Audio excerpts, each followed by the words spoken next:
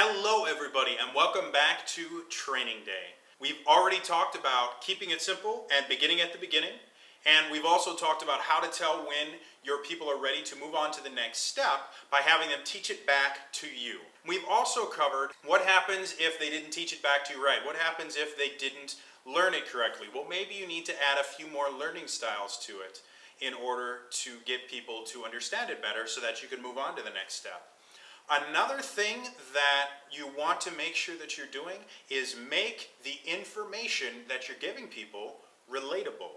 And what do I mean by that? Well, if you've got someone that has never done anything in the specific field that you're trying to train them in, say you're trying to get them into Dungeons and Dragons, and they've never played a role-playing game at all, much less a tabletop role-playing game, well, it can seem really daunting. It's a completely new thing. They've never seen anything like it. They've never thought in that specific way before. So what we want to try and do is find something they do know and make it relatable. I've had a couple people that have asked me, how do you get people into something like Dungeons and Dragons? It's when maybe they're not used to it or they think it's kind of geeky or something. And the best way to do that is find things that they already know, that they already enjoy, and then slowly show them how Dungeons and Dragons, or whatever you're trying to teach them, is like that. Quite a few months ago, I decided that I wanted to start a tabletop gaming group, specifically because I wanted to start getting into role-playing games. I had been a fan of Dungeons and Dragons for many years, but I've only played the computer games. I'd never played an actual tabletop RPG. And so I needed other friends to do it with me. So what I did is I started a board gaming group because I had a lot of friends that really liked board games. And we started off with Small World because it's a really fun game.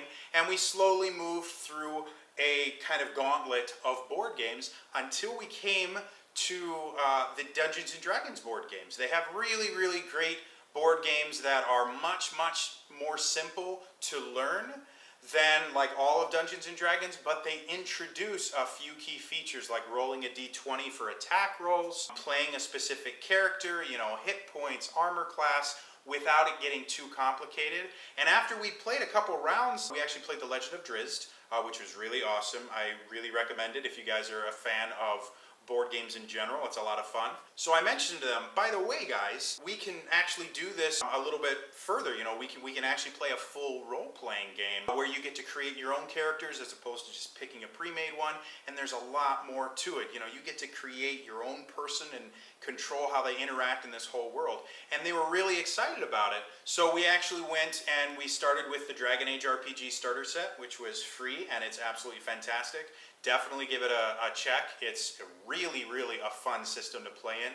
And then we all decided that we wanted to go full on Dungeons and Dragons and started our first campaign. I'm actually running 2 different campaigns right now in addition to D&D High, which you can see the opposite week of this on Tuesdays, just to plug myself. So that's what I mean when I say find something relatable. Find something that they already know, that they already have a knowledge base about, and use that to make comparisons to the full thing, and that way they will already feel like they know what they're doing, and that will make the training that much easier. Again, if you want to get them into Dungeons and Dragons, you can go the route I did, where you can go the D&D board games. Like I started with Small World, which is kind of tactical, and I just kind of moved along there until I got to the Dungeons and Dragons board games, which are very tactical. They're basically like the 4th edition combat, and that's it. There's no role-playing, it's just the combat aspect. And they're a lot of fun. Perhaps your group of friends doesn't do tactical strategy stuff. Maybe you guys are more into like European board games. They've got something for that too. Wizards of the Coast just released an expansion to it. The actual game is called Lords of Waterdeep. It is a Euro-style resource management game. It's a ton of fun. I myself haven't had a chance to play it personally, but will wait and played it on tabletop. I have a bunch of friends that have played it. It's an absolute blast to play, no matter whom I talk to. So maybe your friends aren't into board games that are moving a little piece around a board. Maybe they're more into like Risk or something like that. Well, Wizards of the Coast have an answer to that. It's called Conquest of Nerath. It's a more Risk-style fantasy conquest type game where you get to take over the world using heroes from Dungeons and Dragons, along with other things like dragons and knights and wizards. It's really cool. So you can go that route. Maybe your friends really like card games.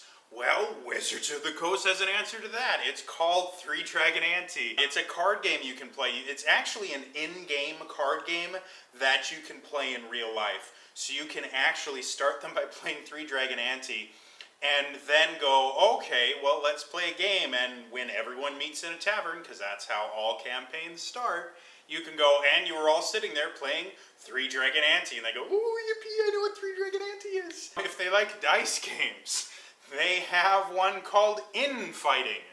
And it's just, again, the same thing. You pick a character card, you roll some dice, and it's a really, really fun game. And all of these things will have aspects of the actual complete Dungeons and Dragons universe, but in a much more familiar way for people that are just used to playing regular board games. And again, this technique works for everything. And it's really an easy way to get really complex ideas or really new ideas that they've never thought before into a very easy to swallow package that they already are familiar with.